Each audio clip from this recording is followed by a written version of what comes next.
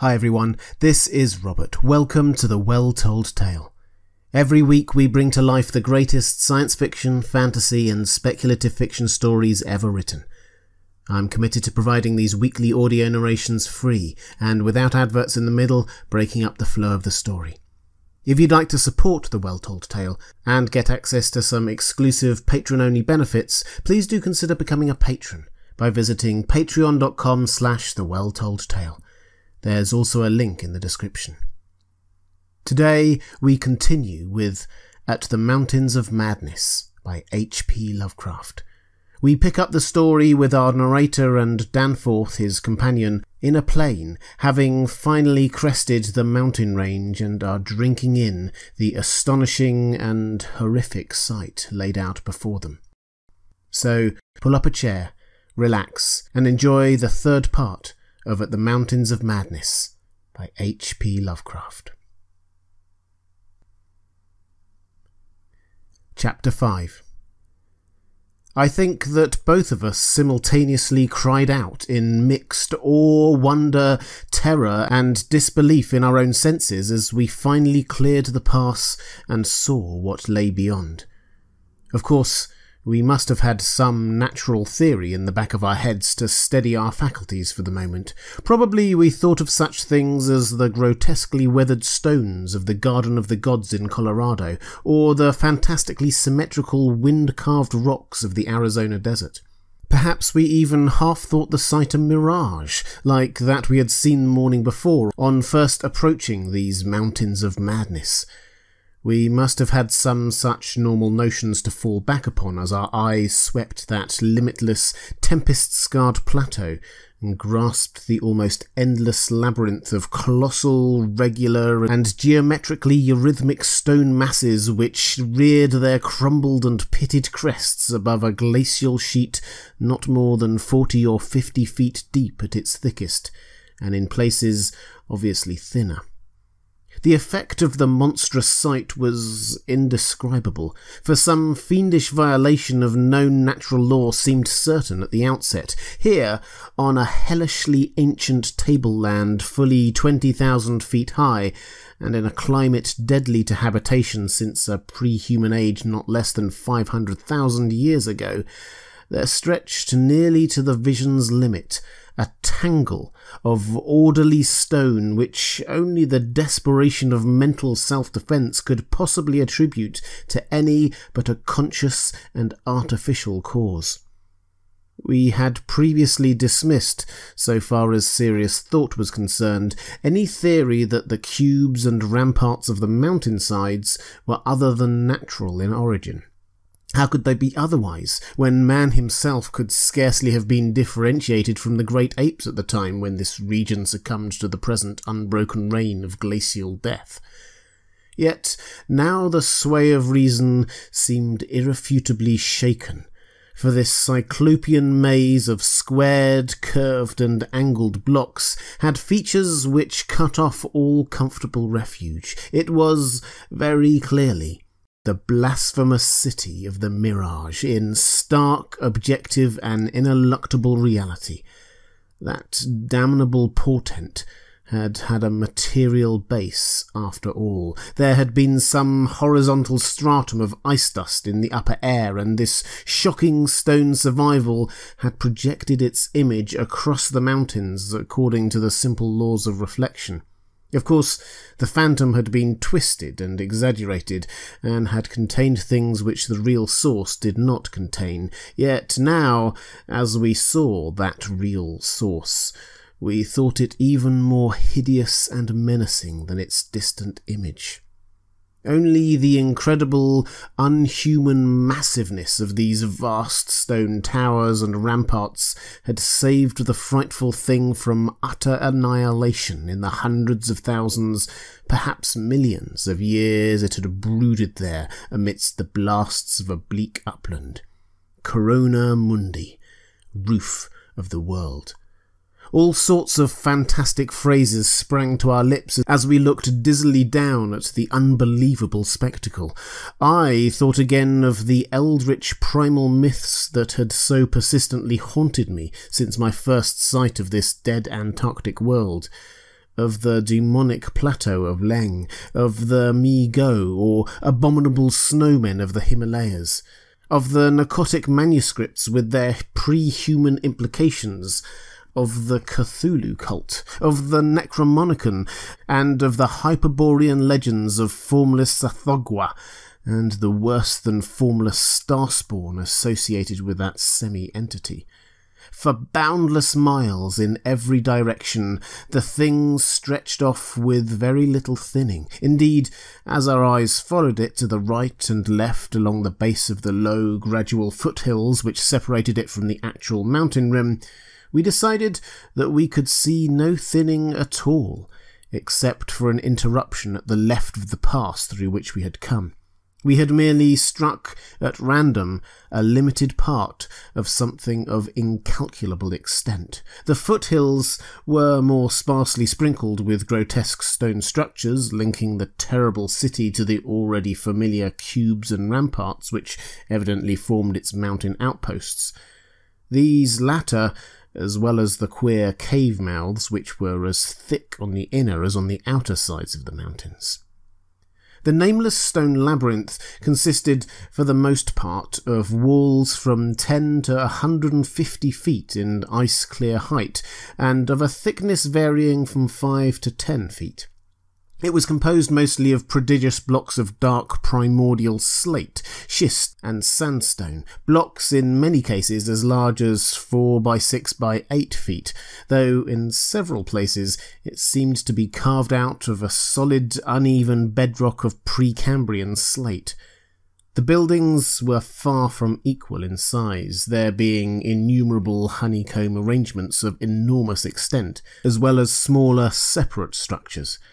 The general shape of these things tended to be conical, pyramidal, or terraced, though there were many perfect cylinders, perfect cubes, clusters of cubes, and other rectangular forms, and a peculiar sprinkling of angled edifices whose five-pointed ground plan roughly suggested modern fortifications. The builders had made constant and expert use of the principle of the arch, and domes had probably existed in the city's heyday. The whole tangle was monstrously weathered, and the glacial surface from which the towers projected was strewn with fallen blocks and immemorial debris. Where the glaciation was transparent, we could see the lower parts of the gigantic piles, and noticed the ice-preserved stone bridges which connected the different towers at varying distances above the ground. On the exposed walls, we could detect the scarred places where other and higher bridges of the same sort had existed. Closer inspection revealed countless largish windows, some of which were closed with shutters of a petrified material, originally wood, though most gaped open in a sinister and menacing fashion. Many of the ruins, of course, were roofless, and with uneven though wind-rounded upper edges, whilst others of a more sharply conical or pyramidal model, or else protected by higher surrounding structures, preserved intact outlines despite the omnipresent crumbling and pitting. With the field glass, we could barely make out what seemed to be sculptural decorations in horizontal bands, decorations including those curious groups of dots whose presence on the ancient soapstones now assumed a vastly larger significance. In many places, the buildings were totally ruined, and the ice sheet deeply riven from various geological causes. In the other places, the stonework was worn down to the very level of the glaciation. One broad swathe, extending from the plateau's interior to a cleft in the foothills about a mile to the left of the pass we had traversed, was wholly free from buildings, and probably represented, we concluded, the course of some great river, which in tertiary times, millions of years ago, had poured through the city and into some prodigious subterranean abyss of the Great Barrier Range. Certainly, this was above all a region of caves, gulfs, and underground secrets beyond human penetration. Looking back to our sensations, and recalling our dazedness at viewing this monstrous survival from eons we had thought pre-human, I can only wonder that we preserved the semblance of equilibrium which we did. Of course, we knew that something, chronology, scientific theory, or our own consciousness, was woefully awry, yet we kept enough poise to guide the plane, observe many things quite minutely, and take a careful series of photographs which may yet serve both us and the world in good stead. In my case, ingrained scientific habit may have helped, for above all my bewilderment and sense of menace, there burned a dominant curiosity to fathom more of this age-old secret, to know what sort of beings had built and lived in this incalculably gigantic place, and what relation to the general world of its time or of other times so unique a concentration of life could have had. For this place could be no ordinary city. It must have formed the primary nucleus and centre of some archaic and unbelievable chapter of Earth's history, whose outward ramifications, recalled only dimly in the most obscure and distorted myths, had vanished utterly amidst the chaos of terrene convulsions long before any human race we know had shambled out of apedom. Here sprawled a Paleogean megalopolis, compared with which the fabled Atlantis and Lemuria, Comorium and Azuldarum, and Olotho in the land of Lomar are recent things of today, not even yesterday, a megalopolis ranking with such whispered pre-human blasphemies as Valusia, Relay, Ib in the land of Manar, and the nameless city of Arabia Deserta. As we flew above that tangle of stark Titan towers, my imagination sometimes escaped all bounds and roved aimlessly in realms of fantastic associations, even weaving links betwixt this lost world and some of my own wildest dreams concerning the mad horror at the camp. The plane's fuel tank, in the interest of greater lightness, had been only partly filled, hence we now had to exert caution in our explorations. Even so, however, we covered an enormous extent of ground, or rather air, after swooping down to a level where the wind became virtually negligible. There seemed to be no limit to the mountain range, or to the length of the frightful stone city which bordered its inner foothills. 50 miles of flight in each direction showed no major change in the labyrinth of rock and masonry that clawed up corpse-like through the eternal ice. There were, though, some highly absorbing diversifications, such as the carvings on the canyon where that broad river had once pierced the foothills and approached its sinking place in the Great Range. The headlands at the stream's entrance had been boldly carved into cyclopean pylons, and something about the ridgy, barrel-shaped designs stirred up oddly vague, hateful, and confusing semi-remembrances in both Danforth and me. We also came upon several star-shaped open spaces, evidently public squares, and noted various undulations in the terrain. Where a sharp hill rose, it was generally hollowed out into some sort of rambling stone edifice, but there were at least 2 exceptions. Of these latter, one was too badly weathered to disclose what had been on the jutting eminence, while the other still bore a fantastic conical monument carved out of the solid rock, and roughly resembling such things as the well-known Snake Tomb in the ancient valley of Petra. Flying inland from the mountains, we discovered that the city was not of infinite width, even though its length along the foothills seemed endless. After about 30 miles, the grotesque stone buildings began to thin out, and in 10 more miles we came to an unbroken waste virtually without signs of sentient artifice. The course of the river beyond the city seemed marked by a broad, depressed line, while the land assumed a somewhat greater ruggedness, seeming to slope slightly upward as it receded in the mist-hazed west. So far, we had made no landing, yet to leave the plateau without an attempt at entering some of the monstrous structures would have been inconceivable. Accordingly, we decided to find a smooth place on the foothills near our navigable pass. They're grounding the plane and preparing to do some exploration on foot. Though these gradual slopes were partly covered with a scattering of ruins, low flying soon disclosed an ample number of possible landing places.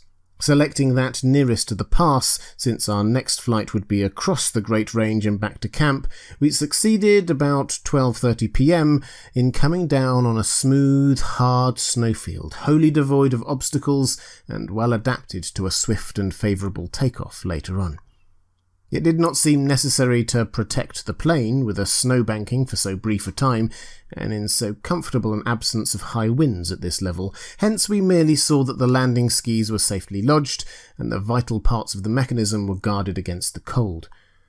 For our foot journey, we had discarded the heaviest of our flying furs, and took with us a small outfit consisting of pocket compass, hand camera, light provisions, voluminous notebooks and paper, geologist's hammer and chisel, specimen bags, coil of climbing rope, and powerful electric torches with extra batteries.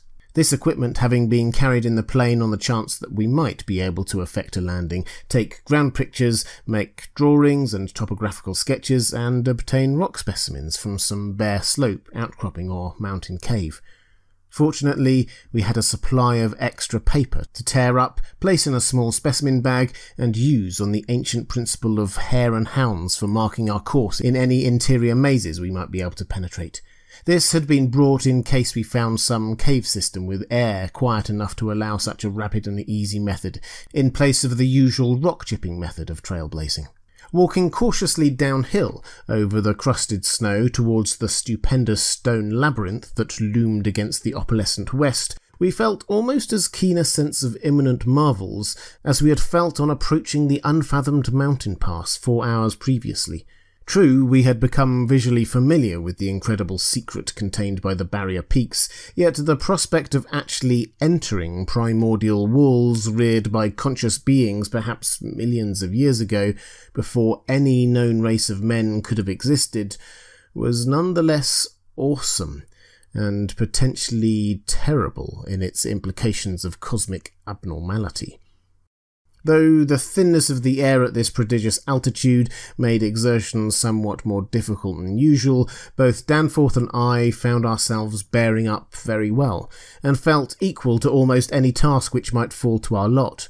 It took only a few steps to bring us to a shapeless ruin worn level with the snow, while 10 or 15 rods further on there was a huge roofless rampart still complete in its gigantic 5-pointed outline, and rising to an irregular height of 10 or 11 feet. For this latter we headed, and when at last we are able actually to touch its weathered cyclopean blocks, we felt that we had established an unprecedented and almost blasphemous link with forgotten eons normally closed to our species. This rampart, shaped like a star and perhaps 300 feet from point to point, was built of Jurassic sandstone blocks of irregular size, averaging 6 by 8 feet in surface. There was a row of arched loopholes or windows about 4 feet wide and 5 feet high, spaced quite symmetrically along the points of the star and at its inner angles, and with the bottoms about 4 feet from the glaciated surface. Looking through these, we could see that the masonry was fully 5 feet thick, that there were no partitions remaining within, and that there were traces of banded carvings or bas-reliefs on the interior walls, facts we had indeed guessed before when flying low over this rampart and others like it. Though lower parts must have originally existed, all traces of such things were now wholly obscured by the deep layer of ice and snow at this point. We crawled through one of the windows and vainly tried to decipher the nearly effaced mural designs, but did not attempt to disturb the glaciated floor. Our orientation flights had indicated that many buildings in the city proper were less ice-choked, and that we might perhaps find wholly clear interiors leading down to the true ground level if we entered those structures still roofed at the top. Before we left the rampart, we photographed it carefully, and studied its mortarless cyclopean masonry with complete bewilderment. We wished that Peabody were present, for his engineering knowledge might have helped us guess at how such titanic blocks could have been handled in that unbelievably remote age when the city and its outskirts were built up. The half-mile walk downhill to the actual city, with the upper wind shrieking vainly and savagely through the skyward peaks in the background, was something whose smallest details will always remain engraved on my mind. Only in fantastic nightmares could any human beings but Danforth and me conceive such optical effects. Between us and the churning vapours of the west lay that monstrous tangle of dark stone towers, its outre and incredible forms impressing us afresh at every new angle of vision. It was a mirage in solid stone, and were it not for the photographs, I would still doubt that such a thing could be. The general type of masonry was identical with that of the rampart we had examined, but the extravagant shapes which this masonry took in its urban manifestations were past all description. Even the pictures illustrate only one or two phases of its infinite bizarrerie, endless variety, preternatural massiveness, and utterly alien exoticism. There were geometrical forms for which Euclid could scarcely find a name, cones of all degrees of irregularity and truncation, terraces of every sort of provocative disproportion, shafts with odd bulbous enlargements, broken columns in curious groups, and five-pointed or five-ridged arrangements of mad grotesqueness. As we drew nearer, we could see beneath certain transparent parts of the ice sheet and detect some of the tubular stone bridges that connected the crazily sprinkled structures at various heights. Of orderly streets, there seemed to be none, the only broad open swathe being a mile to the left, where the ancient river had doubtless flowed through the town into the mountains. Our field glasses showed the external horizontal bands of nearly effaced sculptures and dot groups to be very prevalent, and we could only half imagine what the city must have looked like, even though most of the roofs and tower tops had necessarily perished. As a whole, it had been a complex tangle of twisted lanes and alleys, all of them deep canyons, and some little better than tunnels because of the overhanging masonry or overarching bridges. Now, outspread below us, it loomed like a dream fantasy against a westward mist through whose northern end the low, reddish Antarctic sun of early afternoon was struggling to shine. And when for a moment that sun encountered a denser obstruction and plunged the scene into temporary shadow, the effect was subtly menacing in a way I can never hope to depict. Even the faint howling and piping of the unfelt wind in the great mountain passes behind us took on a wilder note of purposeful malignity. The last stage of our descent to the town was unusually steep and abrupt, and a rock outcropping at the edge where the grade changed led us to think that an artificial terrace had once existed there. Under the glaciation, we believed there must be a flight of steps or its equivalent. When at last we plunged into the labyrinthine town itself, clambering over fallen masonry and shrinking from the oppressive nearness and dwarfing height of omnipresent crumbling and pitted walls, our sensations again became such that I marvel at the amount of self-control we retained. Danforth was frankly jumpy and began making some offensively irrelevant speculations about the horror at the camp, which I resented all the more because I could not help sharing certain conclusions forced upon us by many features of this morbid survival from nightmare antiquity.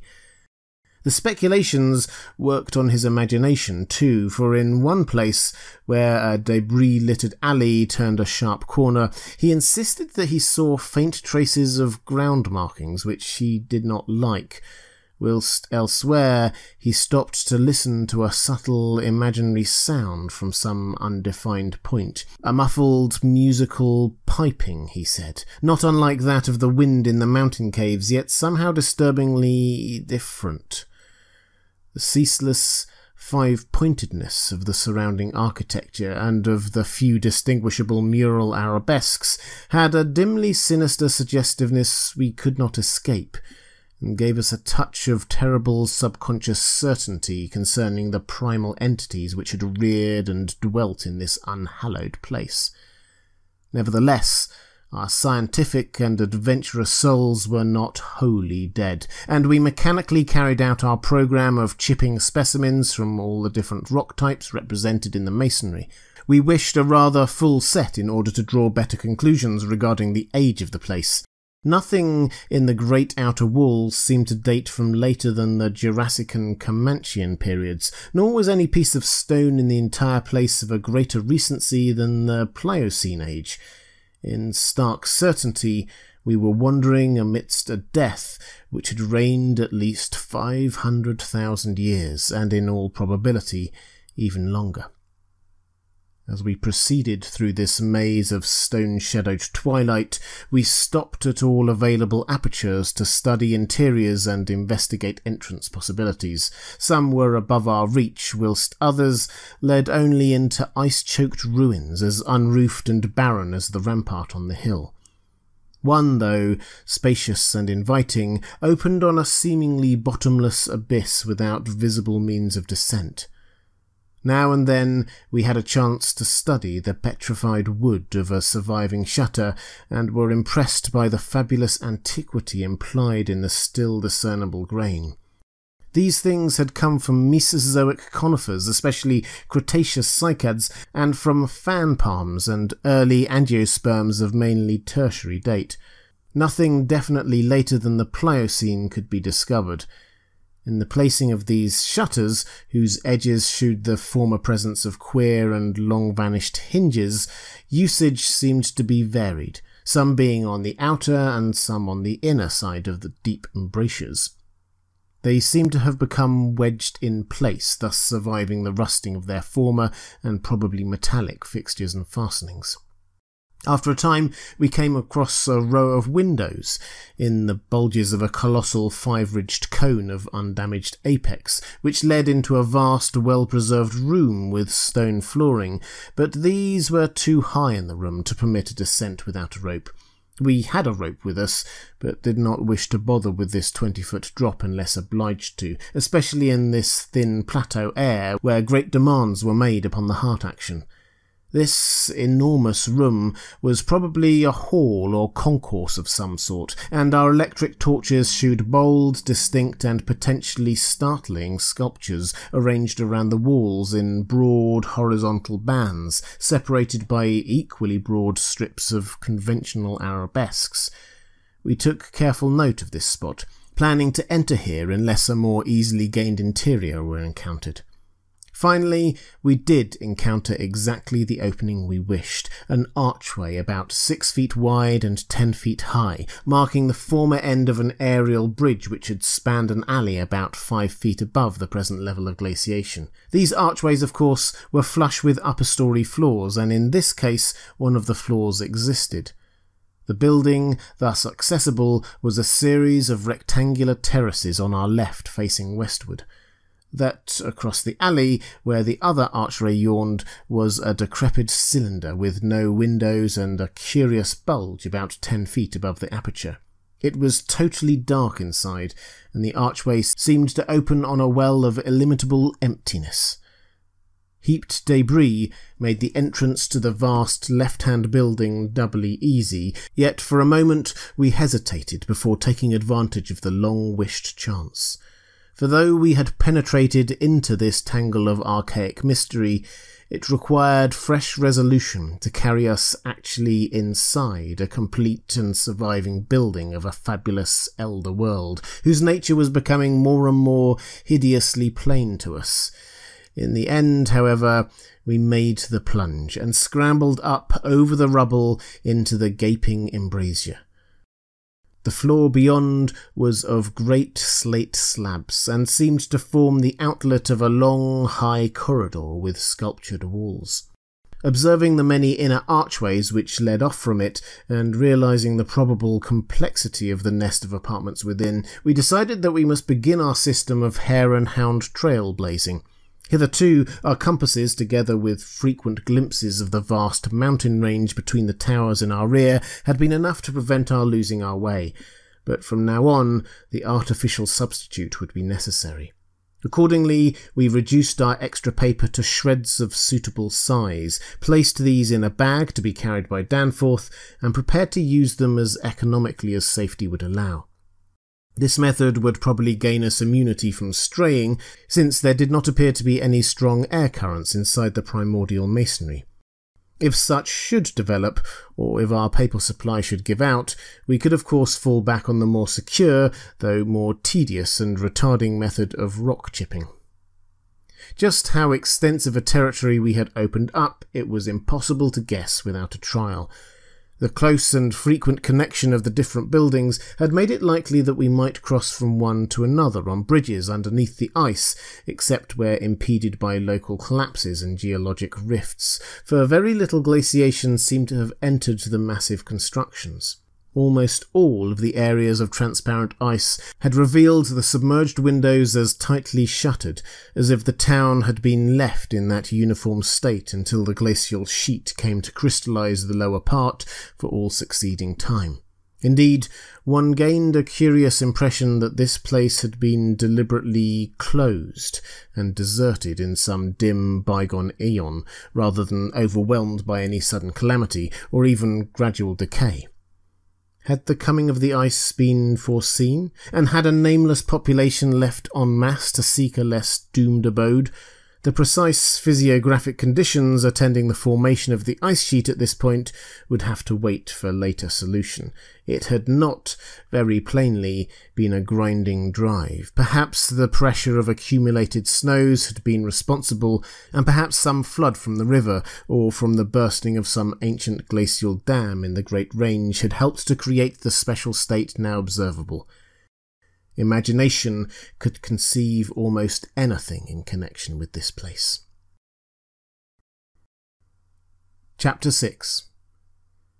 It would be cumbrous to give a detailed, consecutive account of our wanderings inside that cavernous, eon-dead honeycomb of primal masonry, that monstrous lair of elder secrets which now echoed for the first time after uncounted epochs to the tread of human feet. This is especially true because so much of the horrible drama and revelation came from a mere study of the omnipresent mural carvings. Our flashlight photographs of these carvings will do much towards providing the truth of what we are now disclosing, and it is lamentable that we had not a larger film supply with us. As it was, we made crude notebook sketches of certain salient features after all our films were used up. The building we had entered was one of great size and elaborateness, and gave us an impressive notion of the architecture of that nameless geologic past. The inner partitions were less massive than the outer walls, but on the lower levels were excellently preserved. Labyrinthine complexity, involving curiously irregular differences in floor levels, characterized the entire arrangement, and we should certainly have been lost at the very outset but for the trail of torn paper left behind us. We decided to explore the more decrepit upper parts first of all, hence climbed aloft in the maze for a distance of some 100 feet to where the topmost tier of chambers yawned snowily and ruinously open to the polar sky. Ascent was effected over the steep, transversely ribbed stone ramps or inclined planes which everywhere served in lieu of stairs. The rooms we encountered were of all imaginable shapes and proportions, ranging from 5-pointed stars to triangles and perfect cubes. It might be safe to say that their general average was about 30 by 30 feet in floor area and 20 feet in height, though many larger apartments existed. After thoroughly examining the upper regions and the glacial level, we descended, story by story, into the submerged part, where indeed we soon saw we were in a continuous maze of connected chambers and passages, probably leading over unlimited areas outside this particular building. The cyclopean massiveness and giganticism of everything about us became curiously oppressive, and there was something vaguely but deeply unhuman in all the contours, dimensions, proportions, decorations, and constructional nuances of the blasphemy archaic stonework. We soon realised, from what the carvings revealed, that this monstrous city was many million years old. We cannot yet explain the engineering principles used in the anomalous balancing and adjustment of the vast rock masses, though the function of the arch was clearly much relied on. The rooms we visited were wholly bare of all portable contents, a circumstance which sustained our belief in the city's deliberate desertion. The prime decorative feature was the almost universal system of mural sculpture, which tended to run in continuous horizontal bands 3 feet wide and arranged from floor to ceiling in alteration with bands of equal width given over to geometrical arabesques. There were exceptions to this rule of arrangement, but its preponderance was overwhelming. Often, however, a series of smooth cartouches containing oddly patterned groups of dots would be sunk along with one of the arabesque bands. The technique we soon saw was mature, accomplished, and aesthetically evolved to the highest degree of civilized mastery, though utterly alien in every detail to any known art tradition of the human race. In delicacy of execution, no sculpture I have ever seen could approach it. The minutest details of elaborate vegetation or of animal life were rendered with astonishing vividness despite the bold scale of the carvings, whilst the conventional designs were marvels of skillful intricacy. The arabesques displayed a profound use of mathematical principles and were made up of obscurely symmetrical curves and angles based on the quantity of 5. The pictorial bands followed a highly formalised tradition and involved a peculiar treatment of perspective, but had an artistic force that moved us profoundly, notwithstanding the intervening gulf of vast geologic periods. Their method of design hinged on a singular juxtaposition of the cross-section with the two-dimensional silhouette, and embodied an analytical psychology beyond that of any known race of antiquity. It is useless to try to compare this art with any represented in our museums. Those who see our photographs will probably find its closest analogue in certain grotesque conceptions of the most daring futurists. The arabesque tracery consisted altogether of depressed lines whose depth on unweathered walls varied from 1 to 2 inches. When cartouches with dot groups appeared, evidently as inscriptions in some unknown and primordial language and alphabet, the depression of the smooth surface was perhaps 1.5 inches, and of the dots perhaps 1/2 inch more. The pictorial bands were in countersunk low relief, their background being depressed about 2 inches from the original wall surface. In some specimens, marks of a former coloration could be detected, though for the most part the untold eons had disintegrated and banished any pigments which may have been applied. The more one studied the marvellous technique, the more one admired the things. Beneath their strict conventionalization, one could grasp the minute and accurate observation and graphic skill of the artists, and indeed the very conventions themselves served to symbolize and accentuate the real essence or vital differentiation of every object delineated. We felt too that despite these recognizable excellences, there were others lurking beyond the reach of our perceptions. Certain touches here or there gave vague hints of latent symbols and stimuli which another mental and emotional background, and a fuller or different sensory equipment, might have made of profound and poignant significance to us. The subject matter of the sculptures obviously came from the life of the vanished epoch of their creation, and contained a large proportion of evident history. It is this abnormal historic-mindedness of the primal race, a chance circumstance operating through coincidence miraculously in our favour, which made the carvings so awesomely informative to us, and which caused us to place their photography and transcription above all other considerations. In certain rooms, the dominant arrangement was varied by the presence of maps, astronomical charts, and other scientific designs on an enlarged scale, these things giving a naive and terrible corroboration to what we gathered from the pictorial friezes and dados. In hinting at what the whole revealed, I can only hope that my account will not arouse a curiosity greater than sane caution on the part of those who believe me at all. It would be tragic if it were to be allured to that realm of death and horror by the very warning meant to discourage them. Interrupting these sculpted walls were high windows and massive 12-foot doorways, both now and then retaining the petrified wooden planks, elaborately carved and polished, of the actual shutters and doors. All metal fixtures had long ago vanished, but some of the doors remained in place and had to be forced aside as we progressed from room to room. Window frames with odd transparent panes, mostly elliptical, survived here and there, though in no considerable quantity. There were also frequent niches of great magnitude, generally empty, but once in a while containing some bizarre object carved from green soapstone which was either broken or perhaps held too inferior to warrant removal. Other apertures were undoubtedly connected with bygone mechanical facilities, heating, lighting, and the like, of a sort suggested in many of the carvings. Ceilings tended to be plain, but had sometimes been inlaid with green soapstone or other tiles, mostly fallen now. Floors were also paved with such tiles, though plain stonework predominated.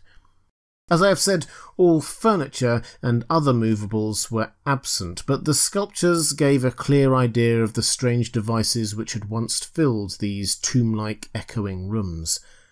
Above the glacial sheet, the floors were generally thick with detritus, litter and debris, but further down this condition decreased. In some of the lower chambers and corridors there was little more than gritty dust or ancient incrustations, while occasional areas had an uncanny air of newly swept immaculateness. Of course, where rifts or collapses had occurred, the lower levels were as littered as the upper ones. A central court, as in other structures we had seen from the air, saved the inner regions from total darkness, so that we seldom had to use our electrical torches in the upper rooms, except when studying sculptured details. Below the ice cap, however, the twilight deepened, and in many parts of the tangled ground level there was an approach to absolute blackness.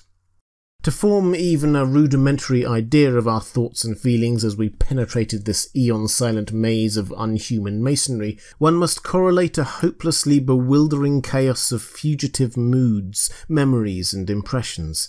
The sheer appalling antiquity and lethal desolation of the place were enough to overwhelm almost any sensitive person. But added to these elements were the recent unexplained horror at the camp, and the revelations all too soon effected by the terrible mural sculptures around us. The moment we came upon a perfect section of carving where no ambiguity or interpretation could exist, it took only a brief study to give us the hideous truth, a truth which it would be naive to claim Danforth and I had not independently suspected before, though we had carefully refrained from even hinting it to each other. There could now be no further merciful doubt about the nature of the beings which had built and inhabited this monstrous dead city millions of years ago, when man's ancestors were primitive archaic mammals and vast dinosaurs roamed the tropical steppes of Europe and Asia.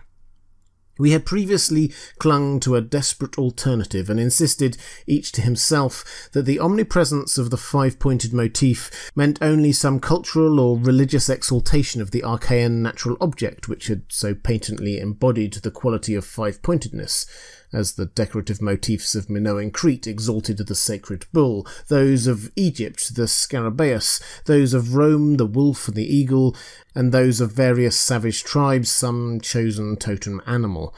But this lone refuge was now stripped from us, and we were forced to face definitely the reason-shaking realization which the reader of these pages has doubtless long ago anticipated. I can scarcely bear to write it down in black and white even now, but perhaps that will not be necessary. The things once rearing and dwelling in this frightful masonry in the age of dinosaurs were not indeed dinosaurs, but far worse. Mere dinosaurs were new and almost brainless objects, but the builders of the city were wise and old and had left certain traces in rocks even then laid down well nigh 1,000 million years ago. Rocks laid down before the true life of Earth had advanced beyond plastic groups of cells. Rocks laid down before the true life of Earth had existed at all. They were the makers and enslavers of that life, and above all doubt the originals of the fiendish elder myths, which things like the Narcotic manuscripts and the Necromonicon affrightedly hint about. They were the great old ones that had filtered down from the stars when the earth was young, the beings whose substance an alien evolution had shaped, and whose powers were such as this planet had never bred. And to think that only the day before Danforth and I had actually looked upon the fragments of their millennially fossilized substance, and that poor Lake and his party had seen their complete outlines. It is, of course, impossible for me to relate in proper order the stages by which we picked up what we know of that monstrous chapter of pre-human life. After the first shock of certain revelation, we had to pause a while to recuperate, and it was fully 3 o'clock before we got started on our actual tour of the systematic research. The sculptures in the building we entered were of relatively late date, perhaps 2 million years ago, as checked up by geological, biological and astronomical features, and embodied an art which would be called decadent in comparison with that of specimens we found in older buildings after crossing bridges across the glacial sheet. One edifice hewn from the solid rock seemed to go back 40 or possibly even 50 million years, to the lower Eocene or upper Cretaceous, and contained bas-reliefs of an artistry surpassing anything else, with one tremendous exception that we encountered. That was, we have since agreed, the oldest domestic structure we traversed. Were it not for the support of those flashlights soon to be made public, I would refrain from telling what I found and inferred, lest I be confined as a madman. Of course, the infinitely early parts of the patchwork tale, representing the pre-terrestrial life of the star-headed beings on other planets and in other galaxies and in other universes, can readily be interpreted as the fantastic mythology of those beings themselves. Yet such parts sometimes involved designs and diagrams so uncannily close to the latest findings of mathematics and astrophysics that I scarcely know what to think. Let others judge when they see the photographs I shall publish. Naturally, no one set of carvings which we encountered told more than a fraction of any connected story, nor did we even begin to come upon the various stages of that story in their proper order. Some of the vast rooms were independent units so far as their designs were concerned, whilst in other cases a continuous chronicle would be carried through a series of rooms and corridors. The best of the maps and diagrams were on the walls of a frightful abyss below even the ancient ground level, a cavern of perhaps 200 feet square and 60 feet high, which had almost undoubtedly been an educational centre of some sort.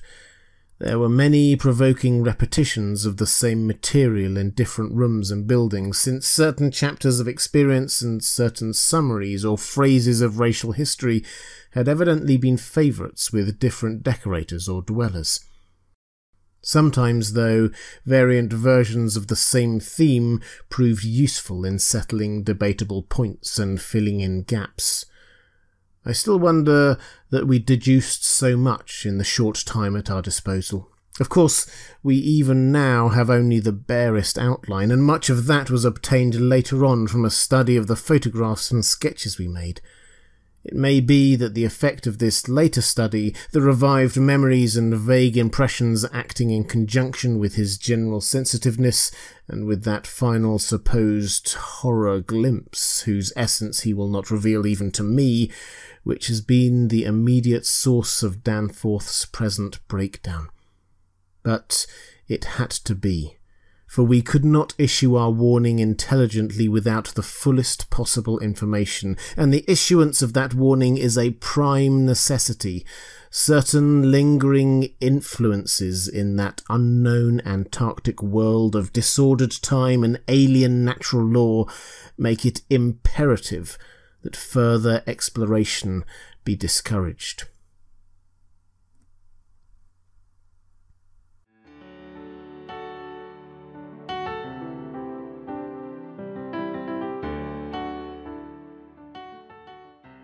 And welcome back. I hope you enjoyed listening to this third instalment of At the Mountains of Madness by H P Lovecraft. Please do consider becoming a patron of The Well Told Tale by visiting patreon.com/thewelltoldtale. Your support there will help me keep these weekly episodes free for everyone, and there are also patron-only benefits of signing up. That's all for this time. I'll be back next week with part 4 of this story. I hope you can join me.